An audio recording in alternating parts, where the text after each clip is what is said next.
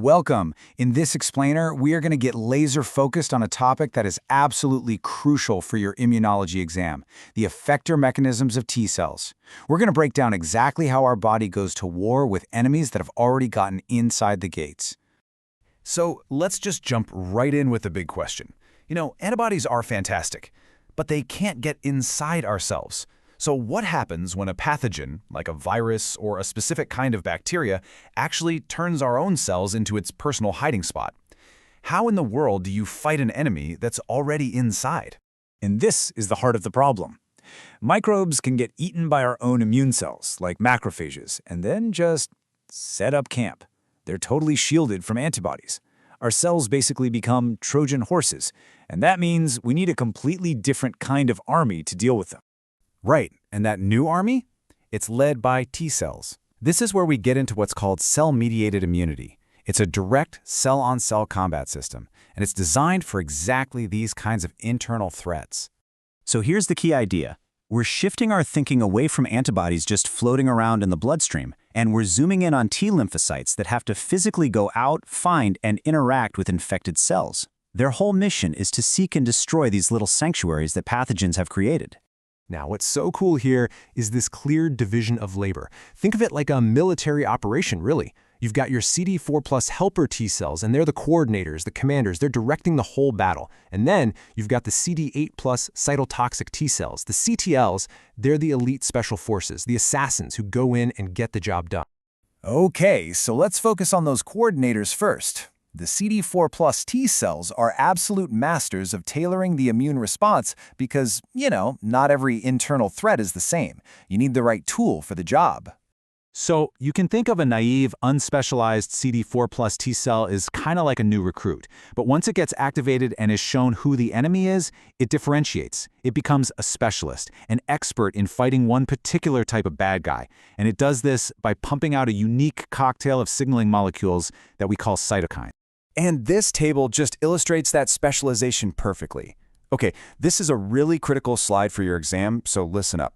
The Th1 subset uses interferon gamma to supercharge macrophages, making them better killers. Th2 cells, they're all about fighting parasites, and Th17 cells are experts at calling in neutrophils to fight certain bacteria and fungi. See? Different enemy, totally different strategy. And this quote right here, it gets to the heart of why all this matters so much.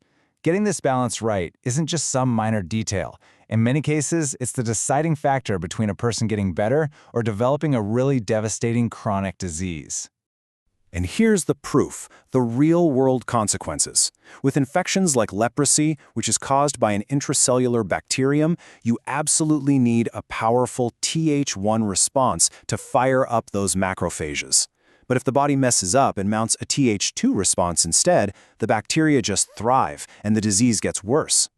And on the flip side, an out-of-control Th17 response is one of the key things driving autoimmune diseases like psoriasis. The T cell response literally dictates the clinical outcome.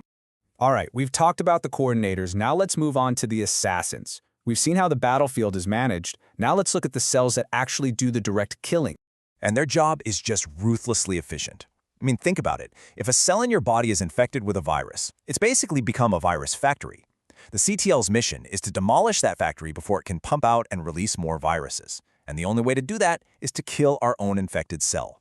And they do this with almost surgical precision. First, the CTL has to recognize a little piece of the virus, an antigen, that the infected cell is showing on its surface. Then, it delivers what's called the lethal hit.